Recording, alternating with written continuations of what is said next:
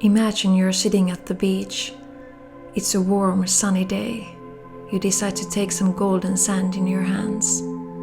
At first it feels nice, gentle, slipping through your fingers. You're mesmerized by its beauty. But then there's no sand left anymore. So you take more, do it all over again, but still it keeps slipping through your fingers. Like the sand in your hands, certain situations are only meant to last a certain amount of time. Because if you stay all day at the beach just watching the sand slipping through your fingers, you miss all the other things you could experience. You miss the opportunity to dance with the wind, swim with the fish, and watch the sunset. Letting go. What a difficult and complex process. But why? Why is letting go so hard? Because the human mind is programmed to hold on. To hold on to things, to people, even though we know deep down they are not good for us. Because letting go requires change. And human mind doesn't like change. It likes to be comfortable. It likes the old ways of doing and seeing things.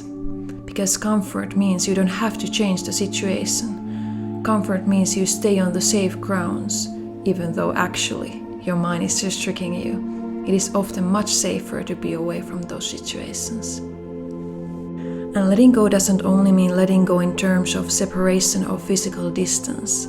You can let go of people but still remain attached to them. Letting go, in the end, is an emotional process, a difficult, challenging, and painful process.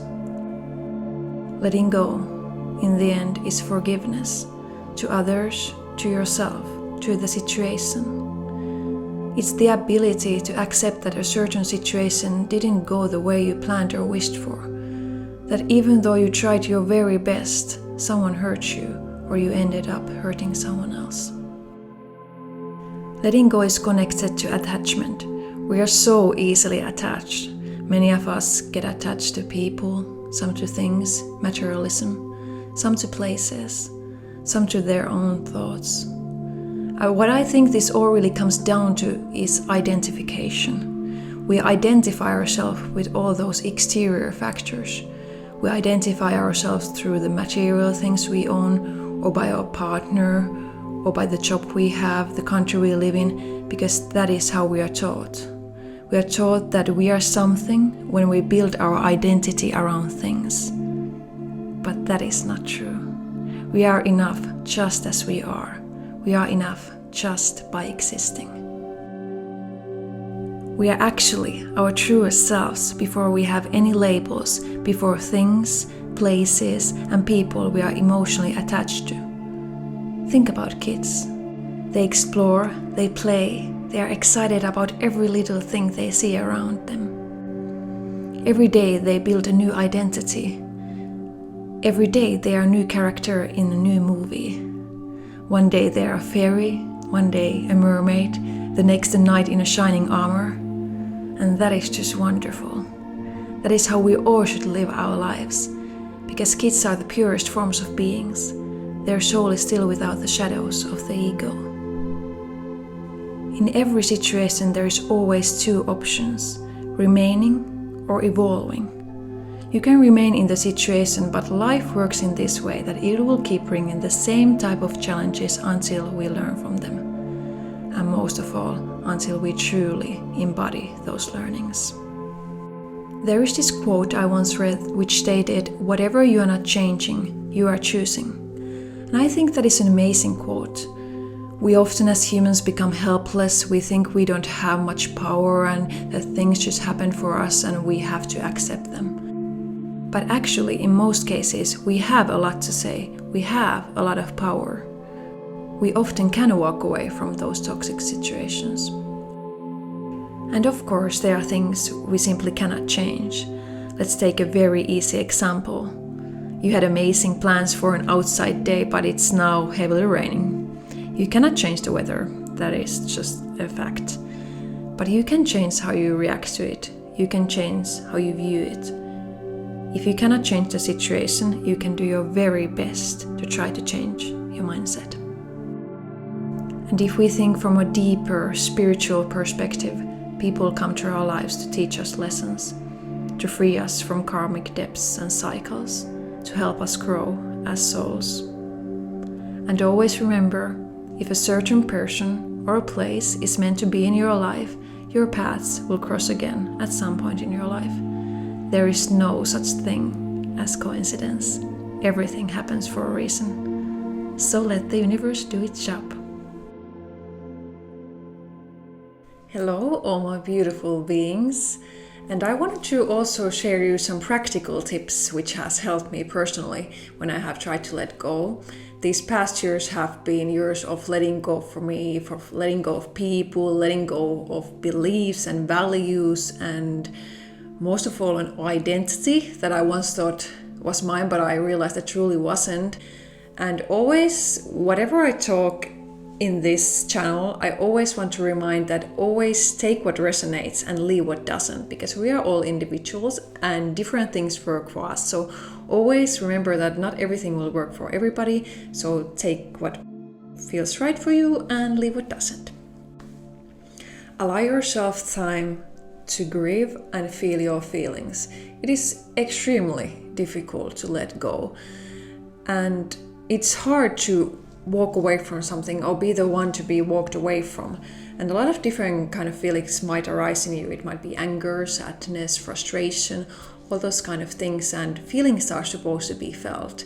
And feelings are supposed to be felt in the body. We often intellectualize our feelings, but feelings actually happen in the body, and we should feel them in that moment and allow all the time it takes.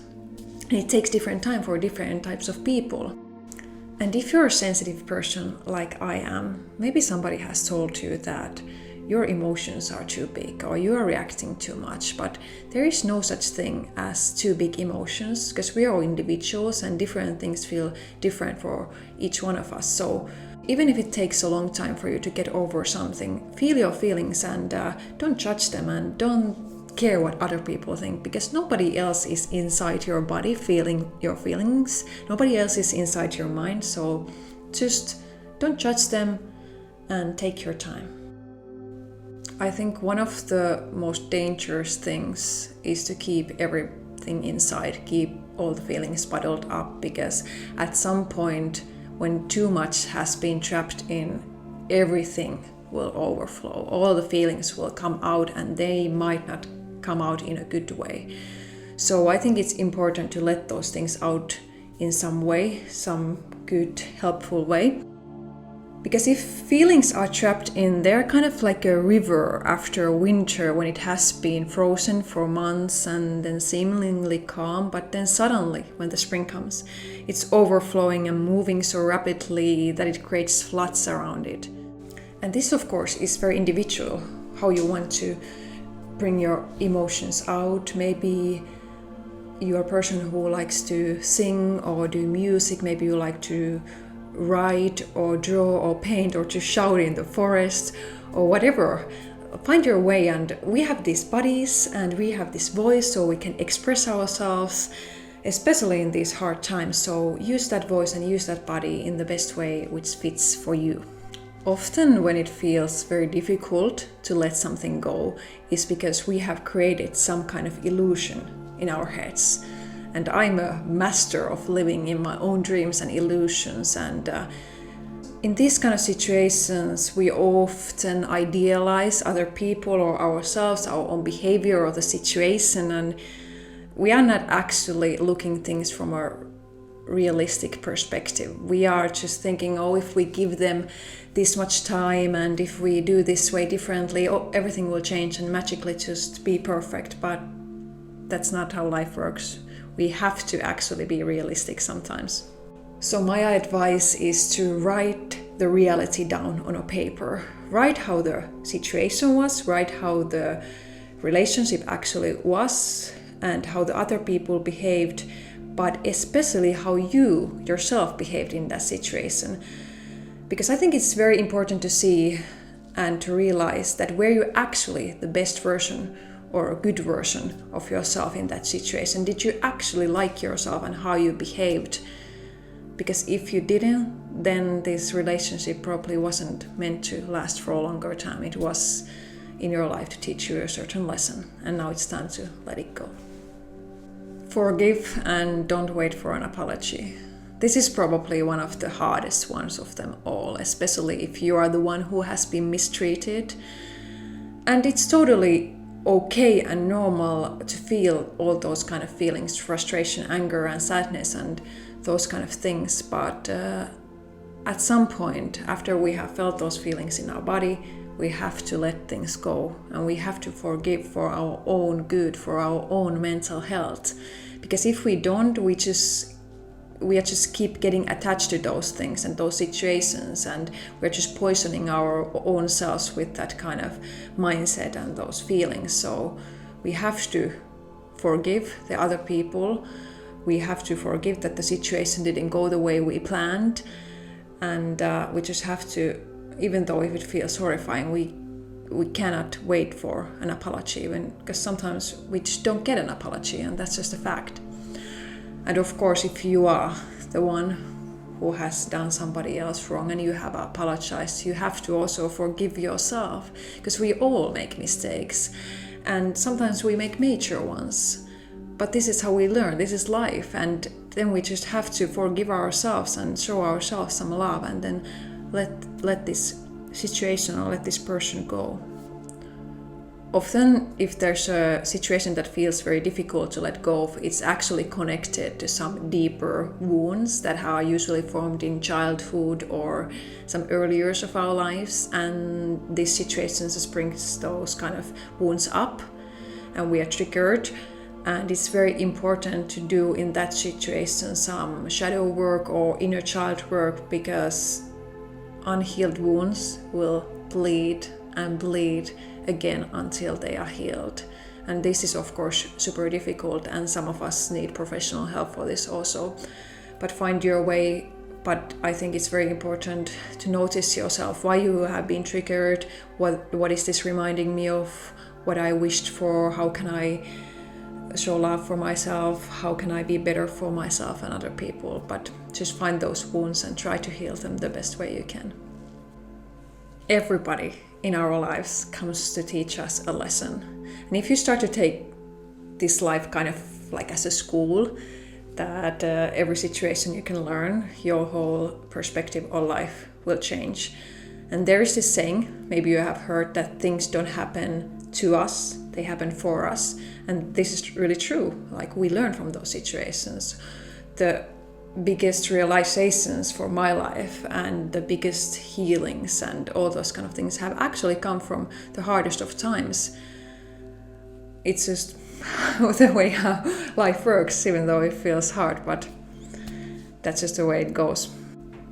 And I think it's very useful to actually write down what you learned from this situation, and how can you take these learnings into practice, and how can you actually use this in the future when you're going to a situation, so if something similar comes up, and how you want to behave and how you want to react, because we can only control ourselves at the end of the day. So those are the things we should learn from and what we should take with us. Sometimes it's good to dream. If a situation doesn't go the way you planned, it means that you had a wish. You had a wish how you wish the situation to go. So visualize in your head in the future how you wish a situation similar to this would go, and visualize how you would react and how the people would react, where you would be and how things would go.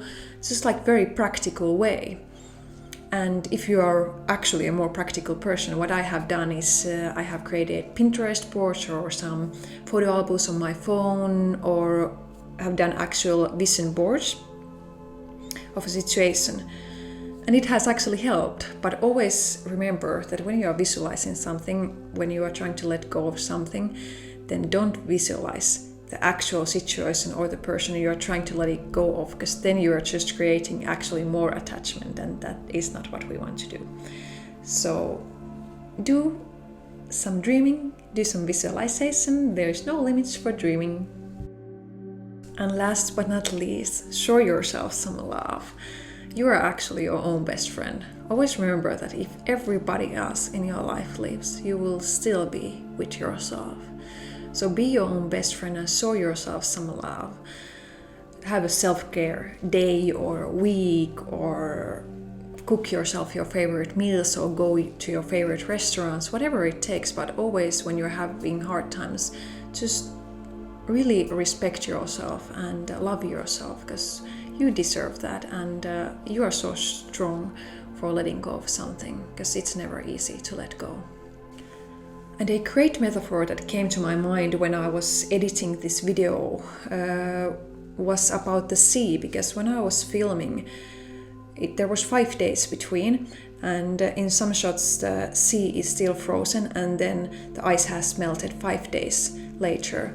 And actually, this is a great metaphor for letting go, because when you're letting go, you're kind of like in this stagnant state when everything is frozen and nothing is moving. But when you finally let go, you let the sun and the warmth in, and then suddenly the waves can go and everything changes and you can be free, and it can happen very fast. So I think it's a great metaphor for letting go. It just happened automatically. I didn't even plan this, but this is how the nature teaches us.